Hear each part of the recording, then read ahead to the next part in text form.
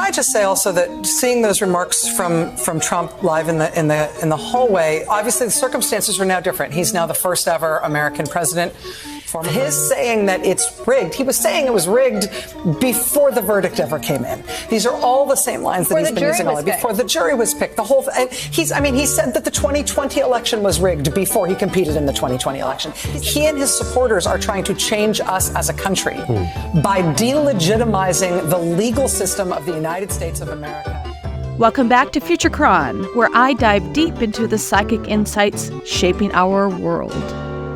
Today, I'm exploring a shocking prophecy. What goes around comes around, and the Democrats are about to feel the heat of their own lawfare 100 times over. Before I get into the juicy details, make sure to hit that like button and subscribe for more eye-opening predictions. Let's get into this. You know, it's just awfully good that someone with the temperament of Donald Trump is not in charge of the law in our country. Yeah, because you'd be in jail. Secretary Clinton.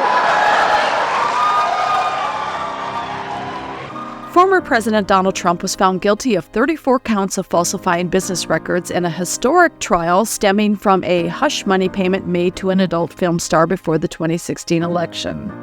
His accountants put it on the books as legal expense. The trial lasted roughly 6 weeks, and after 2 weeks of deliberation, the jury returned a guilty verdict. Trump has denounced the decision as rigged and vowed to fight the conviction, with sentencing scheduled for July 11th. But hold on, things are about to get very interesting. There's a twist called karma that's set to flip this entire situation on its head. Donald Trump will be the first felon elected president. He may well run from prison. Many are saying that the judge, Juan Merchan, will sentence Donald Trump to jail because they can't help themselves. They'll have a psychosexual orgasmic TDS orange man in an orange jumpsuit fantasy. Many Americans are outraged by how the Democrats, especially Obama holdouts in the DOJ and the White House, have handled this situation. But here's the kicker. This whole debacle is about to come full circle and boomerang right back on them. Donald Trump refers to himself as a political prisoner and blames you directly. What's your response to that, sir? Do you think the conviction will have an impact on the campaign? We'd love to hear your thoughts, sir. Should he be on the ballot, sir? First, let's talk about the implications of all this lawfare against President Trump, the presumptive Republican nominee. It's starting to look more and more like the groundwork for a junta. A junta, originally a Spanish term meaning meeting, refers to a committee or council, particularly one that rules after a coup d'etat and before a legal government is established. So where would this committee come from? Likely from carefully selected CIA operatives, often classified as the deep state, acting on behalf of international banking overlords and their Wall Street minions. Yes, I'm saying that big banks, part of the European castle dweller crowd, have been running this country and using our resources to interfere in foreign affairs for control over natural resources since World War II, when the CIA was originally established.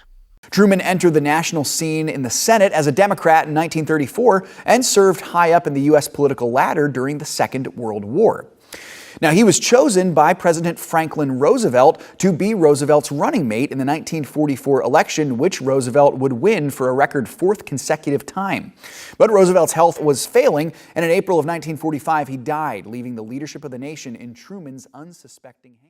I've previously predicted that Michelle Obama might ultimately replace Biden, which remains a high probability as we approach the August DNC, when the official candidate would be named. However, we must also consider a scenario akin to Eleanor Roosevelt, where Jill Biden becomes the puppeteer for her Weekend at Bernie's husband. But does it really matter who's sitting in the Oval Office? At this point, any occupant would be a figurehead. The situation is so complicated and fluid that it's nearly impossible to predict every twist and turn. But one thing is clear. President Trump will continue to face a barrage of legal challenges, and I fear for his personal safety.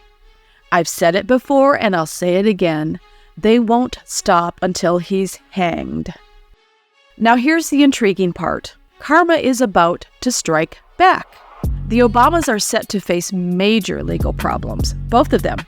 Interestingly, this begins around 2027, possibly sooner, resulting in both being slapped with a gag order. A gag order? It seems ironic that as they might finally try to speak up against the chaos they've helped create, the same deep state backing the current Biden presidency could shut them down. I can only speculate as to how this might all come about, so if you have any ideas, please post them in the comments below, and I'll be sure to take a psychic peek. I find it interesting that everything the demonic Dems under the Biden regime have dished out will be served right back on them. And no, I don't think this is all coming from President Trump, as he's likely to be hogtied with legal woes. That is, if he survives. No, this all appears to be coming from the white hats, who are scattered throughout national, state, and even local levels of politics. You're about to learn just how powerful the will of the people is. And by 2028, the American people, of all parties, races, and genders, will unite against this corruption. And let's not forget the poster child for the Biden crime family, Hunter Biden, who has been proven to be an asset for the CIA. His problems are just starting, and as hard as he might try, he won't escape the limelight. And his prosecutions will set off a series of inquiries and prosecutions into a variety of decrepit old farts who have parked their withering arses in Washington, D.C. for decades, feeding off the flesh and blood of Americans and citizens throughout the world. I've predicted that Ivanka Trump has a high probability of being elected president of a new slimlined federal government by 2029, elected in 2028, leading to a drastic downsizing of the federal government.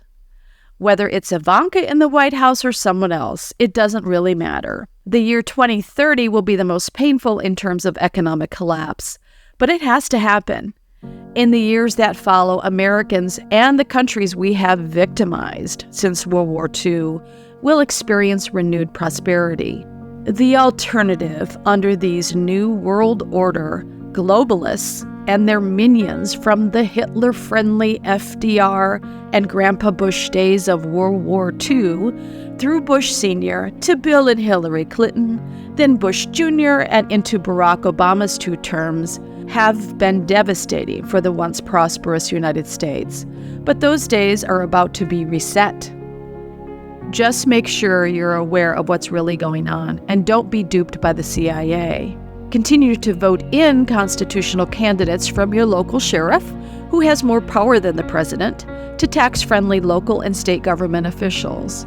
Ensure that globalist candidates are recalled and properly replaced with free market advocates who shun globalist plans for complete domination right down to your pocketbook.